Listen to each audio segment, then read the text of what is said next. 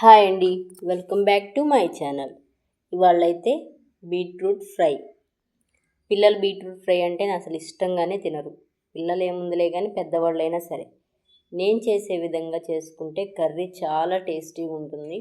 ఒక్క ముద్ద తినేవాళ్ళు కూడా ఎక్కువ అన్నం తినేస్తారనమాట. చాలా బాగుంటుంది. సో ఒక్కసారి తప్పకుండా ట్రై చేసి టేస్ట్ చేసి కామెంట్ చేయండి. అందుకోసం నేను ఒక బీట్రూట్ తీసుకున్నాను. ఈ ఒక్క బీట్రూట్కి అంత కర్రీ అవుతుంది అన్నమాట. బీట్రూట్ అయితే చక్కగా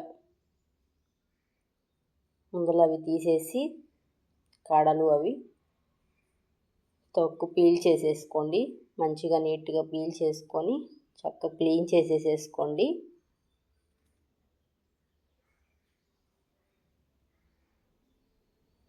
చక్కగా దానిపైన ఉన్న తొక్కంతా పీల్ చేసేసుకోండి. బీట్రూట్ బ్లడ్ పట్టడానికి ఇంకా హెల్త్కి చాలా మంచిది కదా. సో దాని టేస్ట్ అంత బాగోదు కాబట్టి పిల్లలు కూడా ఇష్టంగా తినరు. ఇలా చేసుకుంటే మంచిగా తింటారు. సో నేను చూపించిన విధంగా చక్కగా ఫస్ట్ అయితే సన్నగా ముక్కలు కట్ చేసుకొని నిలువుగా కట్ చేసుకోండి. తర్వాత అడ్డంగా చిన్న చిన్న చాప్ చేస్తారు చూసారా, అట్లా సన్నగా కట్ చేసుకోండి. అట్లా అయితేనే తినేటప్పుడు మంచిగా బాగుంటుంది టేస్ట్గా. సో నేను చూపించిన విధంగా కట్ చేసుకోండి. కట్ చేసుకొని స్టీమ్ మీద మాత్రమే ఉడికించుకోవాలి. నేనైతే వీటిని ఇడ్లీ పాత్రలో కొంచెం వాటర్ తీసేసుకొని ఇడ్లీ ప్లేట్ ఉంటుంది కదా వేసుకునేది, దానిలో అయితే ఇది మొత్తం స్ప్రెడ్ చేసేసుకున్నాను. అప్లై చేసేసుకొని మొత్తం దాని మీద వేసేసుకున్నాను. మీకు ఎక్కువగా అనుకుంటే 2-3 ప్లేట్లు అట్లా వేసుకొని మీడియం ఫ్లేమ్లో కానీ లో ఫ్లేమ్లో కానీ ఒక 15 to 20 minutes ఉడికించండి. చూసారా, నేనైతే ఇలా పెట్టేసుకున్నాను. చక్కగా ఒక 15-20 minutesకి మెత్తగా ఉడుకుతుంది.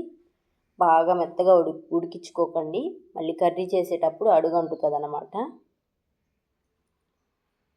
సో ఇట్లా పెట్టేసుకొని ఒక 15 minutes పాటు లో ఫ్లేమ్లో కానీ మీడియం ఫ్లేమ్లో కానీ ఉడికించేసుకోండి.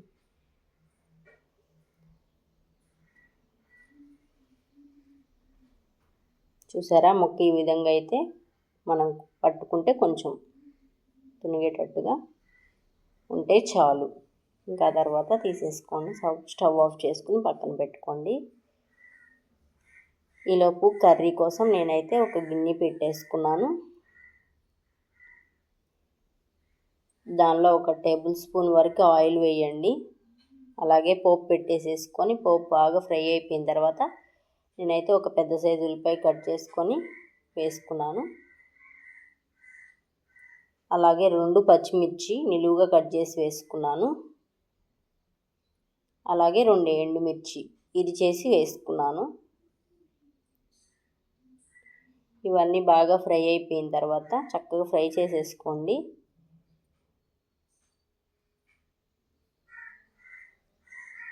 ఇవి గోల్డ్ కలర్ వచ్చేంత వరకు చక్కగా ఫ్రై చేసేసుకోండి. ఫ్రై చేసుకున్న తర్వాత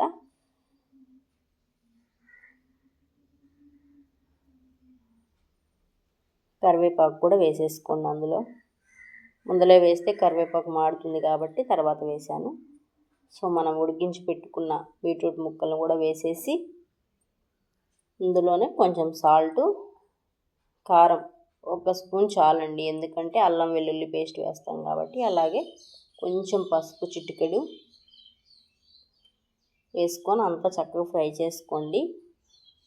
ఇదంతా బాగా ఫ్రై అయిన తర్వాత నేను మిక్సీలో అల్లము, కొంచెం 4-5 రెమ్మలు చిన్నులపాయ గబ్బాలు, ఇంకా అలానే జీలకర్ర, ఎండుమిర్చి 2, ఇంకా ఎండు కొబ్బరి ఇవన్నీ వేసి మిక్సీ పట్టేసుకున్నానండి. ఎండు కొబ్బరి ఎక్కువ వేసుకోండి, అల్లం తగ్గించేసుకోండి. ఇవన్నీ వేసేసిన తర్వాత చక్కగా ఫ్రై చేసేసుకోండి.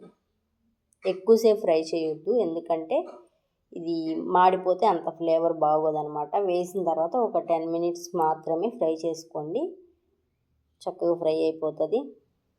ఇంకా లాస్ట్లో కొత్తిమీర వేసేసుకొని ఒక 5 minutes పాటు ఫ్రై చేసుకోండి. చక్కగా ఫ్రై అయిపోతుంది.